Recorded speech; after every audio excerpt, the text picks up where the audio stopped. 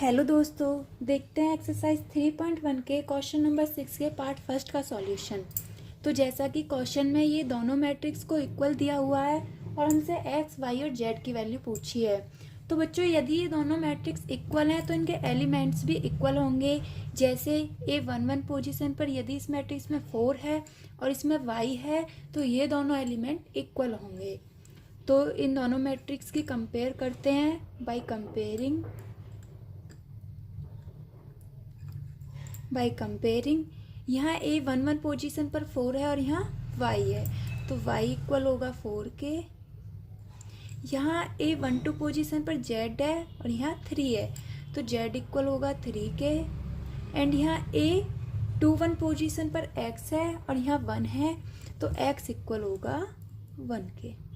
तो बच्चों, x equal हुआ 1 के, y इक्वल हुआ 4 के एंड z इक्वल हुआ 3 के, और इन्हीं तीनों की वैल्यू हमसे पूछी है।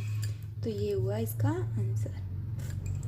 अब देखते हैं पार्ट सेकंड में A11 पोजीशन पर है x प्लस वाई और यहाँ है 6, तो x प्लस वाई इक्वल हुआ 6 के। तो बच्चों, यदि यहाँ से हम x की वैल्यू निकालते हैं तो वो आएगी हमारी 6 माइनस वाई। इसको मान लेते हैं इक्वेशन 1। यहाँ A21 पोजीशन पर 5 प्लस जेड है और इसमें A21 पोजीशन पर 5 है, तो ये दोनों आपस में इक्वल हुए। तो यहाँ से जेड की वैल्यू निकालेंगे 5। ये 5 यहाँ पर पॉजिटिव है, जब इक्वल के इधर जाएगा तो नेगेटिव, तो जेड की वैल्यू आई 0। यहाँ पर A22 पोजीशन पर एक्स वाई है और यहाँ पर 8, ये दोनों आपस में इक्वल होंगे, एक्स वाई इक्वल होगा 8 के। तो बच्चों, यदि हम इक्वेशन फर्स्ट से इसमें x की वैल्यू रख दें तो हमारी यहाँ से y की वैल्यू निकल आएगी। तो x की जगह रख देंगे 6 माइनस वाई और y की जगह तो y है ही, इक्वल 8। ये हम कहाँ से रखेंगे? From equation first. तो 6 की मल्टीप्लाई y में करेंगे 6y माइनस y की y में करेंगे y स्क्वायर इक्वल 8। अब यदि हम ये सारा पार्ट इक्वल के इधर ले जाएं तो ये माइनस का वाई स्क्वायर प्लस का हो जाएगा, प्लस का 6y माइनस का 6y हो जाएगा।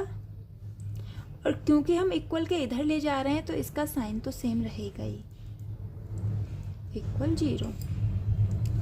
8 के ऐसे फैक्टर जो जुड़ के 6 आए, तो 4 into 2 8, then y square minus 4y minus 2y plus 8 equal 0। y common लेंगे, यहाँ बच्चा y माइनस 4 माइनस 2 कॉमन लेंगे, y माइनस 4 इक्वल 0।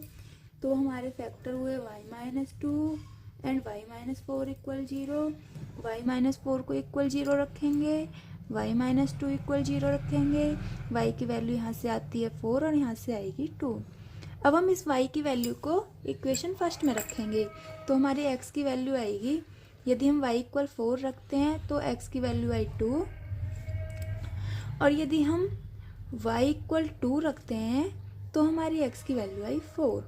z की वैल्यू तो 0 है ही, तो एक आंसर तो आया बच्चों। यदि हम x की वैल्यू 2 रखते हैं तो y की वैल्यू आएगी 4 और z की वैल्यू 0। और दूसरा आंसर आएगा, यदि हम x की वैल्यू 4 रखते हैं तो y की वैल्यू आई 2 एंड z की वैल्यू आई 0। ये दोनों हमारे इसके आंसर हुए। देखते हैं पार्ट थर्ड का सॉल्यूशन। यहाँ करते हैं पार्ट थर्ड में बच्चों हमको मैट्रिक्स दी हुई है x plus Y plus z, x plus z and y plus z. ये एक कॉलम दिया हुआ है एंड 9 5 7। बच्चों, यदि हम इन दोनों मैट्रिसेस की कंपेयर करेंगे बाय कंपेयरिंग, तो हमें x plus Y plus Z की वैल्यू निकल के आएगी 9। इसे इक्वेशन फर्स्ट मान लेते हैं। x प्लस जेड की वैल्यू निकल आएगी 5, इसे 2 मान लेते हैं एंड y प्लस जेड की आएगी 7, इसे 3। यदि हम y प्लस जेड की वैल्यू इक्वेशन फर्स्ट में रख देते हैं तो यहाँ से हमें x की वैल्यू मिल जाएगी। Then put the value of y plus Z in equation first we get then X plus Y plus Z की वैल्यू यदि 7 रखते हैं तो इक्वल 9, तो X equal 9 minus 7, X equal to आ गया 2। अब यदि हम x इक्वल 2 इस इक्वेशन में रखते हैं तो z की वैल्यू निकल आएगी, then 2 plus z equal 5, then z equal 5 minus 2, then z equal 3। अब बच्चों यदि हम x और z की वैल्यू इक्वेशन 1 में रखते हैं, ये कहाँ से आया, इक्वेशन 2 से।